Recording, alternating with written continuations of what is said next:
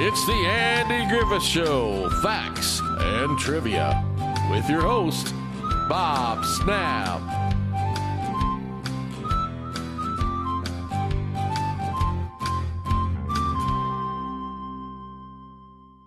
Hi, guys, and welcome to the Andy Griffith Show, Facts and Trivia. Appreciate you being here. Today's video is on the movie Return to Mayberry, which was, we'll talk about that after we get through these, but here's 9 things you never noticed in the reunion movie, Return to Mayberry.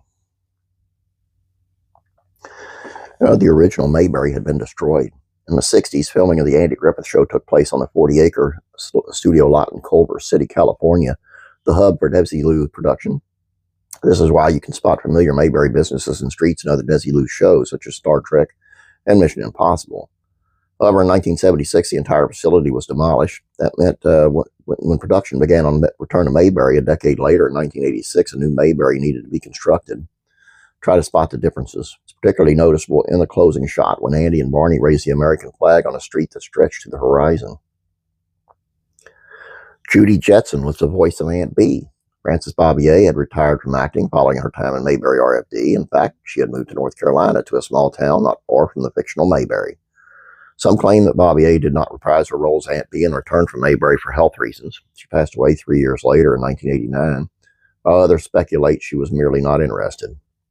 Thus, Aunt Bee does not appear in the reunion movie, though her voice is heard. That is actually Janet Waldo performing as Bee. You might know the cartoon legend best as Judy Jetson, Pearl Slag-Hoople, Penelope Pitstop, Josie the Pussycats, and more. And she did physically appear in Mayberry, too, in the Andy Griffith Show episode, A Wife for Andy. Karen Knott's daughter of Dawn has a role in the movie.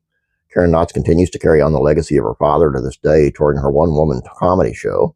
She also has a small resume of television roles, including early guest spots on 8 is Enough and One Day at a Time. And you can find her in Return to Mayberry as Opie's receptionist.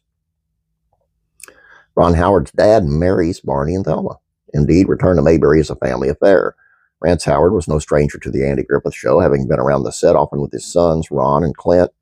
You probably remember him best as the governor's driver in Barney and the Governor. He also driving a bus in Cousin Virgil. Spot him in A Black Day for Mayberry and The Rumor, too. Barney switched to driving a Chevy. Ford supplied the Mayberry police cruisers in the original series. Sheriff Taylor's squad cars were always Ford Galaxy 500s. Well, after Andy moved to Cleveland, yep, that's the backstory in Return to Mayberry, the town must have switched suppliers. Barney now drives a 1981 Chevy Malibu. It's just the 3rd time Goober and Gomer ever appear together. They may be cousins, but they are not as close as it seems when it comes to sharing the screen.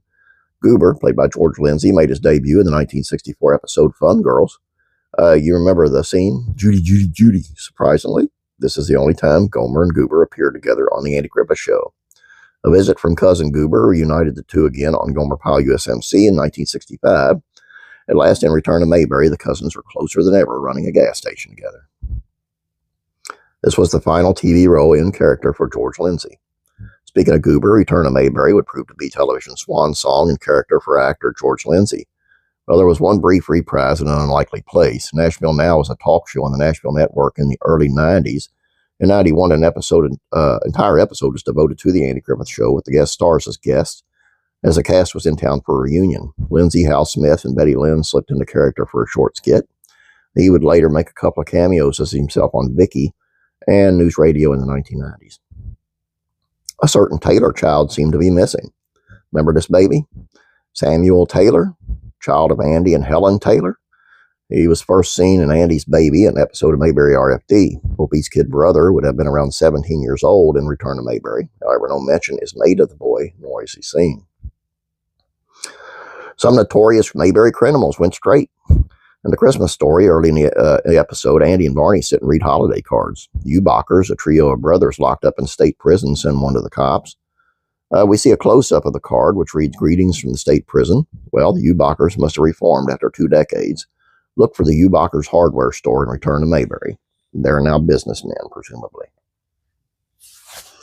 Wonder if they just laundered money through that. I thought that was a really super cool thing to do. Because the Andy Griffith Show was terrible in continuity, but they always could slip names in really good, like Beasley and I can't think of any off the top of my head right now, but Andy's cousins and stuff. So I thought the Ubacher thing was really neat, especially. All I got for you here, guys. Please check out classic rural comedies, facts, and trivia. 5 fun facts about the Beverly Hillbillies. It's pretty neat. Classic TV facts and trivia. 7 things you didn't know about Chuck Norris, Walker Texas Ranger star, and martial arts master. This is really neat. Classic rock and country music facts and trivia. 4 country artists from the 1980s who just disappeared without a trace. Faith and entertainment. George Foreman, boxing legend George Foreman says knowing Jesus is more important than fame. Doesn't matter what you achieve. It's really neat on George Foreman. And there's a lot of his backstory as well, so you want to check that out.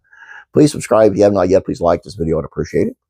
You have a great day. God bless you, and I'm praying for you.